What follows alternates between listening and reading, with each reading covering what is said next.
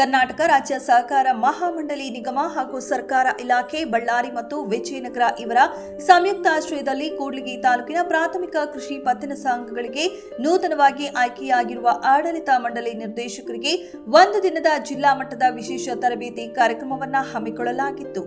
ಕಾರ್ಯಕ್ರಮವನ್ನು ಉದ್ಘಾಟಿಸಿ ಮಾತನಾಡಿದ ಕೂಡ್ಲಿಗಿ ವಿಧಾನಸಭಾ ಕ್ಷೇತ್ರದ ಶಾಸಕ ಡಾಕ್ಟರ್ ಶ್ರೀನಿವಾಸ್, ಸಹಕಾರಿ ಮಂಡಳಿ ಸಂಘಕ್ಕೆ ನನ್ನ ಸಹಕಾರ ಯಾವಾಗಲೂ ಇರುತ್ತೆ.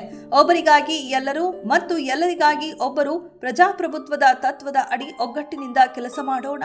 ರಾಜ್ಯ ಸರ್ಕಾರವು ಎಲ್ಲಾ ರೀತಿಯ ಸರ್ಕಾರ ಸೌಲಭ್ಯ ನೀಡಲಿದೆ. ತಾಲೂಕಿನಲ್ಲಿ ಸರ್ಕಾರಿ ಸಂಘ ಆಡಳಿತ ಮಂಡಳಿ ಭವನದ ಅವಶ್ಯಕತೆ ಇರುವುದರಿಂದ ಅತಿ ಶೀಘ್ರದಲ್ಲಿ ಭವನ ನಿರ್ಮಾಣ ಮಾಡಲಾಗುವುದು ಎಂದರು. ಬಿಡಿಸಿಸಿ ಬ್ಯಾಂಕ್ನ ಅಧ್ಯಕ್ಷರಾದ ತಿಪ್ಪೇಸ್ವಾಮಿ, ಕೃಷಿ ಪತ್ತಿನ ಸಹಕಾರ ಸಂಘದ ಅಧ್ಯಕ್ಷರು ಮತ್ತು ನಿರ್ದೇಶಕರು ಕಾರ್ಯಕ್ರಮದಲ್ಲಿ ಉಪಸ್ಥಿತರಿದ್ದರು. ವರದಿ ತಿಪ್ಪೇಸ್ವಾಮಿ, ಕೂಡ್ಲಿಗಿ.